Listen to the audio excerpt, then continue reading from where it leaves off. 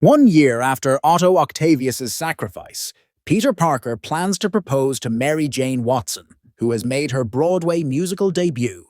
In Central Park, a meteorite lands nearby during their date, from which an extraterrestrial symbiote oozes out and follows Peter to his apartment by attaching to his motorbike.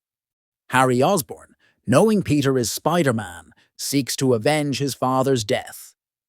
Using Norman's performance-enhancing gas and Green Goblin technology, he battles Peter to an eventual stalemate, developing partial amnesia after falling from his glider.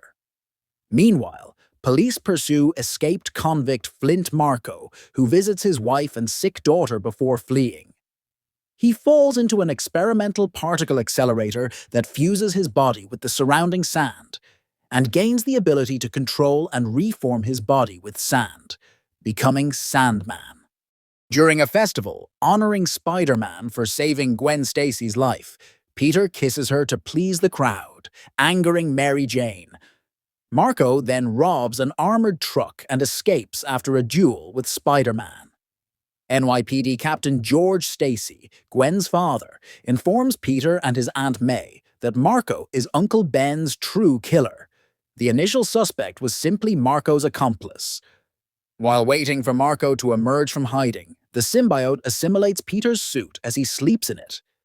Peter awakens on top of a building, discovering that the symbiote has turned his suit black and enhanced his powers, but it also heightens his aggression. Peter battles Marko in a subway. Finding that water weakens him, Peter opens a pipe, turning Marko into mud and washing him away.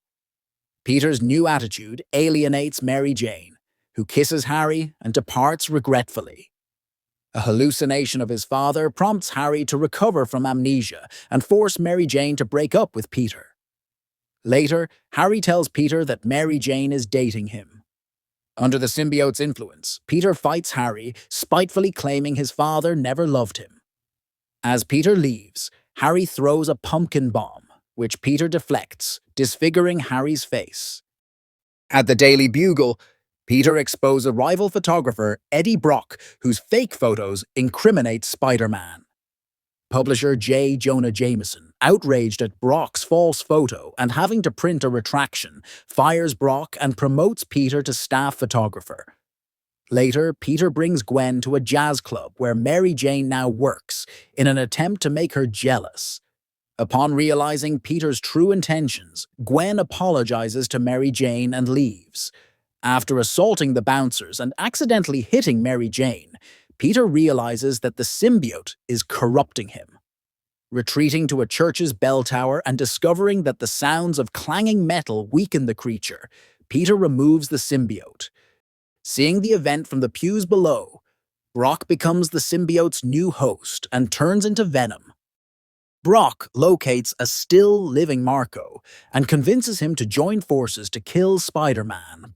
Brock abducts Mary Jane and holds her captive from a web at a construction site, intending to kill her in revenge for Peter ruining him, while Marko keeps the police at bay. After a now scarred Harry declines to help Peter, Harry's butler reveals that Norman's death was not Spider-Man's fault.